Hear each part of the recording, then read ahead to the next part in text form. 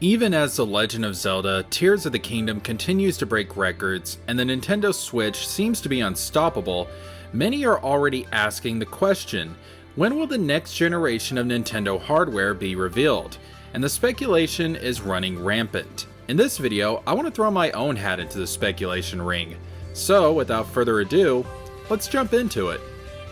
The Nintendo Switch launched in March of 2017 and as of today has sold over 125 million units, making it the third highest selling video game console in history, coming just behind the PlayStation 2 at 159 million consoles sold and the Nintendo DS at 154 million consoles sold. This is a level of success that I doubt even Nintendo expected to see, especially considering the disappointment of the Wii U. And the Switch's success is honestly very much deserved. The Nintendo Switch is a fantastic piece of hardware with a rich library of games, and let's be honest, Nintendo undoubtedly has the most diverse arrangement of first-party games in the industry. The appeal of the Switch is obvious, but it can't be denied the system has one major shortcoming which has plagued every Nintendo console starting with the Wii: a lack of power. While the Super Nintendo, the Nintendo 64, and the Nintendo GameCube were powerful enough to keep up with its competition at the time, hell, some of those consoles even surpassed their competition in terms of power,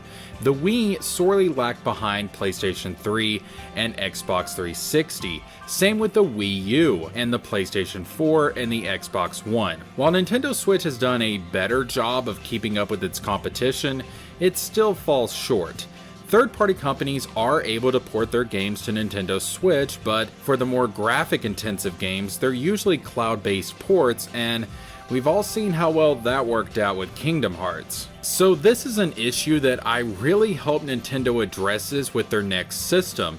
I'm not saying the next Nintendo console has to be more powerful than the PlayStation 5 and the Xbox Series X, but it does need to be able to at least keep up. Nintendo isn't known for super powerful hardware these days. That's not why people buy the systems. They buy the systems for unique and fun gameplay experiences and for that diverse first-party library that we spoke of earlier. But the next Nintendo system should at least be able to do the bare minimum to allow all third-party ports to easily come to the system. If Nintendo does this, it could be a game changer for the company. At present, Nintendo isn't the primary console for most people.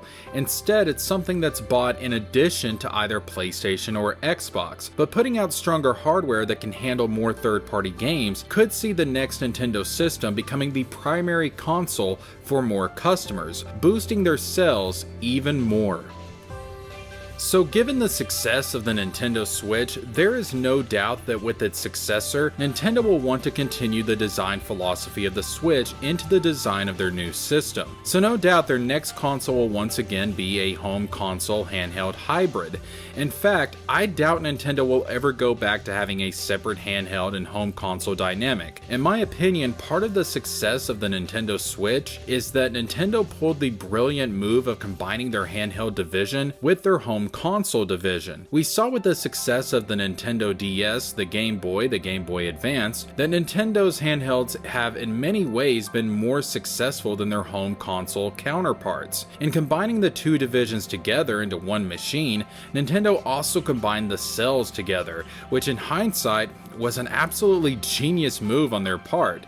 So why wouldn't they continue to do the same, not only for the successor of the Switch, but for many Nintendo consoles to come? My only request for Nintendo is, please bring back the clamshell design of the DS and 3DS for the handheld component, because I'm always terrified of breaking the Switch's screen. It would just make me feel a whole lot better, Nintendo. And so, to conclude this video, I want to address the big three, that being price, name, and release date. As for price, I believe the next Nintendo console will be priced similarly to what the current Nintendo Switch is now, with the Nintendo Switch seeing a price drop in the very near future. The base Nintendo Switch is priced at around $300. The Switch OLED is priced at around $350. I don't see the next Nintendo console exceeding the $350 price tag of the OLED. At the very most, I could see it being priced at around $400. I don't see it hitting the $500 price tag of PlayStation 5, for example. And that's another advantage to Nintendo consoles. They're usually more affordable than the competition. I don't think we'll see Nintendo change that standard anytime soon. As for the name, again, we've said it all throughout this video. The new system, I believe, will continue to carry over many aspects of Nintendo Switch, and I think the name will be no exception. If you look at Nintendo hardware in the past, there develops a pattern of revolution and evolution. The Nintendo Entertainment System was a revolutionary system at the time, and the Super Nintendo was an evolution of what the NES did. Nintendo 64 was a revolution as the first Nintendo system with 3D graphics, and then the GameCube evolved what the N64 did. The Wii with its motion controls was another revolution, and then the Wii U was an evolution of the Wii. Nintendo Switch is another revolution in that it combined the home console and the handheld console division of Nintendo into one system. So we can expect the next Nintendo console will be an evolution of the Switch. Because of that, I could see the next Nintendo system being called something extremely simple, and that would be the name of Super Nintendo Switch. Playing off of nostalgia a bit there with the Super Nintendo Entertainment System, but also because it makes a lot of sense. You are building off of the Nintendo Switch, and you also keep the Switch name, which again, the system is the third highest selling video game console in history, so if the name isn't broken, why fix it? Super Nintendo Switch, that's my prediction for the name of Nintendo's next console and the successor to the Nintendo Switch. And finally, we have to address the release date. Nintendo systems usually have a lifespan of roughly 5 years. The exception to that was the Wii, and now the Nintendo Switch. The Switch launched in 2017, and yet here we are in 2023, meaning the Switch, just like the Wii, has been an exception to Nintendo's life cycle, having a 6-year life cycle instead of 5, and it looks like it may be heading into a 7-year life cycle, considering we have no new Nintendo console even announced at this point. This is very unusual for Nintendo, but not surprising given the success of the Switch. According to the rumors, however, the earliest that we may see a new Nintendo console is going to be spring 2024. And I personally believe that these rumors are true.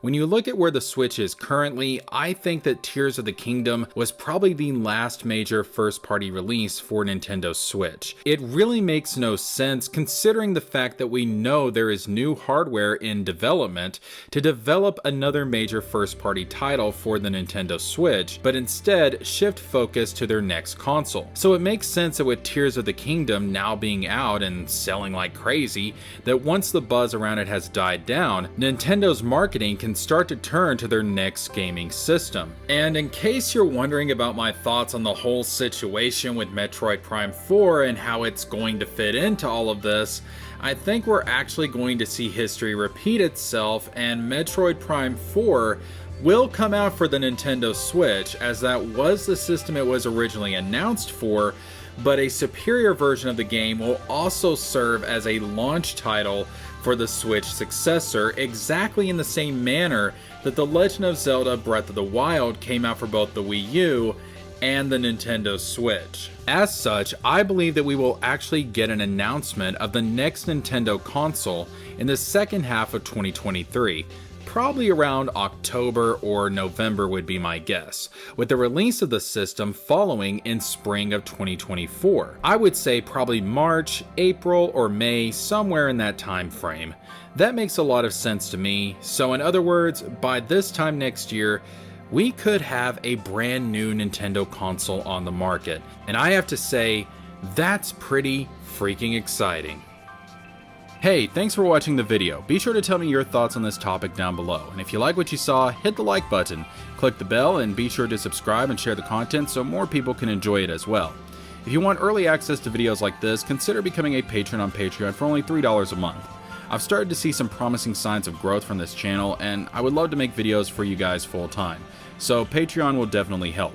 And if you're feeling extra generous, I have a PayPal, Cash App, and Venmo. The information for all of this is in the description box down below. Also, I have other channels, so if you're into that, check them out. Again, thanks for watching, and this is JeskerJames signing out.